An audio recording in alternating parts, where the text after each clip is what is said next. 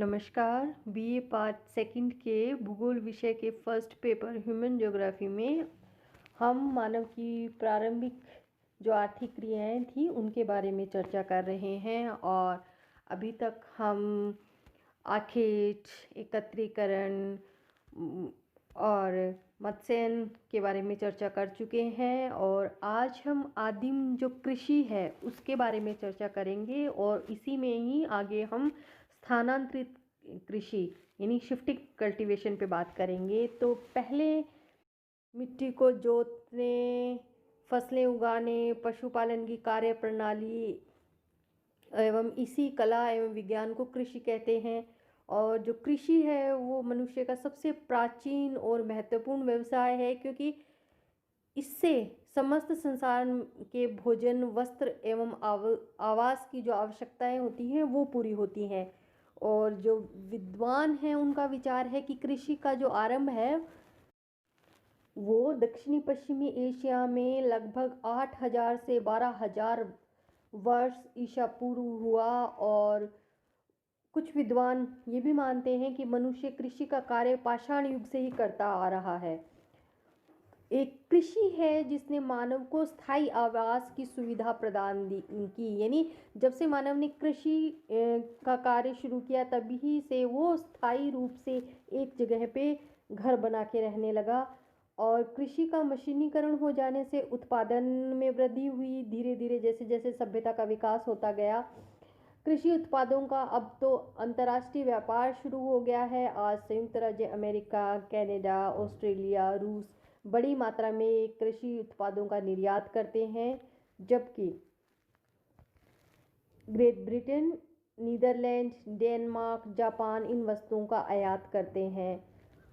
वैसे तो कृषि के कई प्रकार हैं, लेकिन यहाँ पे हमारे सिलेबस में स्थानांतरित कृषि के बारे में हम अध्ययन करेंगे। तो कृषि का सबसे प्राचीनतम ये स्वरूप है।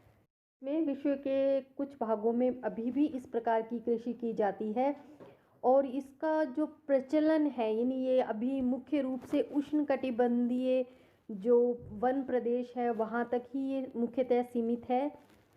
और ये कृषि मानव द्वारा उदर पूर्ति यानी खुद के निर्वाह के लिए अन्न उगाने के जो प्रथम प्रयास थे उनका ये प्रतीक है।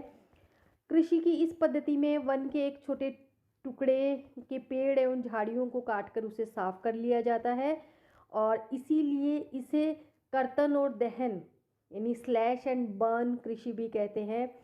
यहाँ पे ये जो राख होती है जलने से जो प्राप्त होती है वो खाद का काम करती है और इस जो साफ किए गए भूभाग पर कुछ वर्षों के लिए फसलें उगाई जाती हैं। और जब लगातार फसलें उगाने के पश्चात उसमें कार्बनिक पदार्थों की कमी हो जाती है, निक्षालन यानी लीचिंग के द्वारा तथा वनस्पतियों को जलाने के जो कुप्रभाव होते हैं उससे धीरे धीरे भूमि की जो उपजाऊ शक्ति है वो कम हो जाती है।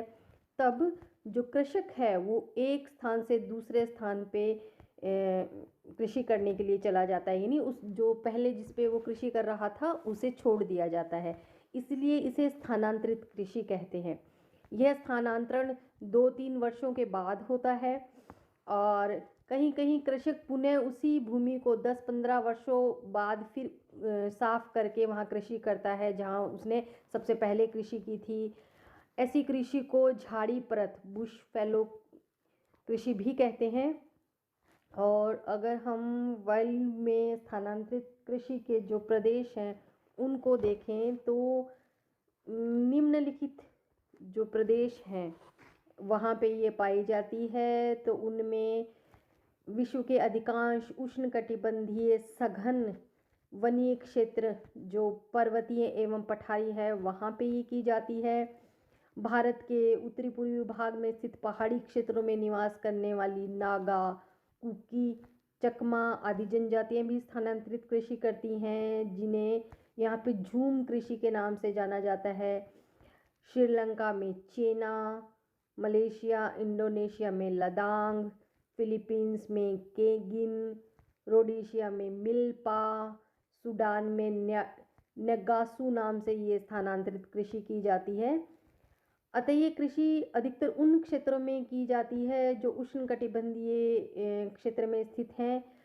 इसे यूरोप में नवपाषाण युग में प्रचलित नाम स्वेडन कृषि भी कहते हैं। वियतनाम में इसे रे कहा जाता है, वेनेजुएला में कोनेकू, ब्राज़ील में इसे रोका कहा जाता है, जायरे नदी की घाटी एवं मध्य अफ्रीका में इसे मसैलो बोलते हैं और म्यांमार में इसे टांगिया कहा जाता है। अतः एक ही बात है, लेकिन वर्ल्ड के अलग अलग क्षेत्रों में इसके अलग अलग नाम दिए हुए हैं। और जब स्थानांतरित कृषि की बात आती है तो उससे जो संबंधित दोष जो हैं वो भी इसमें साथ आ जाते हैं। तो इनमें सबसे पहला जो इसका दोष है वो है वनों का ह्रास। वनों का ह्रास यानी इसमें उष्णकटिबंधीय क्षेत्रों में होती है जहाँ पे सघन वन पाए जाते हैं, और पर्वतीय पठारी क्षेत्रों में तो वहाँ पे कृषक जब खेती के लिए वन भूमि को साफ करता है तो वहाँ पे जो भी वनस्पति उस वक्त पाई जा रही है उसे काट के और उसी खेत में उनको जला दिया जाता है। तो ये इससे एक तो वन क्षेत्रों का ह्रास होता है, यानी वनस्पति का ह्रास हुआ, और दूसरा पर्यावरण की भी क्षति होती है। उन वनस्पति को जलाने से बड़ी मात्रा में धुआं और जो विषैले पदार्थ हैं वो फिर वहाँ का जो वायुमंडल है उसमें मिलते हैं। तो ये इसका सबसे बड़ा दोष है, वनों का ह्रास एवं पर्यावरण की क्षति।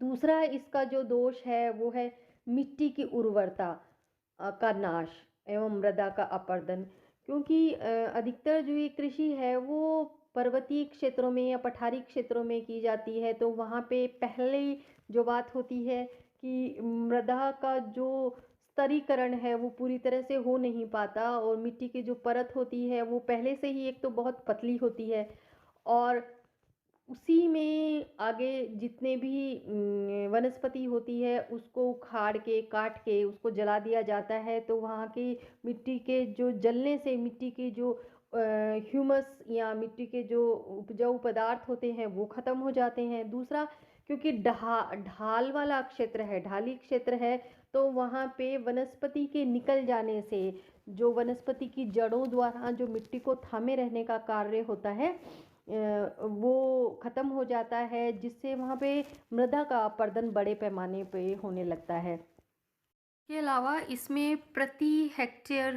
पैदावार अत्यंत कम होती है, क्योंकि कृषक जो है इसमें किसी भी प्रकार के उर्वरक या रासायनिक खाद या सिंचाई वगैरह का इस्तेमाल नहीं करता है। तो प्रति जो हेक्टेयर उत्पादन है वो अत्यंत कम यहाँ पे पाया जाता है। और यहाँ पे जो साफ की गई जो कृषि है, सॉरी, जो वनस्पति है वो थोड़े दिनों बाद अनियंत्रित रूप से पुनः उगने लगती है। तो वो फिर आगे चल के वो खेती के जो कृषि होती है उसमें वो बाधक बनने लगती है। और ये जो शिफ्टिंग कल्टीवेशन है वो अर्थव्यवस्था के अस्थिर जीवन का प्रतीक है। एक स्थान की कृषि भूमि कृषि के अयोग्य हो जाने पर वहाँ के जो निवासी हैं वो उसको छोड़ के नई भूमि की तलाश में नए स्थानों पर आवास बना लेते हैं। तो वहाँ के जो निवासी हैं उनका जीवन भी स्थानांतरणशील होता है इसी के साथ। और इस प्रकार की कृषि को अपनाने वाले जो लोग हैं वो रूढ़िवादी अशिक्षित लोग होते हैं, जो अपनी परंपरागत कृषि पद्धति है उसको छोड़ने के लिए तैयार नहीं है, और बाहरी लोगों से भी इनका संपर्क है वो कम ही हो पाता है। इसके अलावा ये लोग कृषि के साथ साथ एकत्रीकरण यानी भोज्य पदार्थों का एकत्रीकरण, आखेट, मछली पकड़ना आदि जो व्यवसाय है वो भी साथ साथ करते हैं। वर्तमान समय में स्थानांतरित कृषि की जो कमियां हैं उसके कारण विभिन्न देशों की जो सरकारें हैं वो उसे हतोत्साहित करके, यानी इस पे एक तरह से रोक लगा के स्थानबद्ध जो कृषि है उसके लिए जो कृषक हैं उनको जागरूक कर रही हैं और एवं उनको प्रोत्साहित कर रही हैं कि वे स्थानबद्ध होकर एक जगह पे ही कृषि करें। तो ये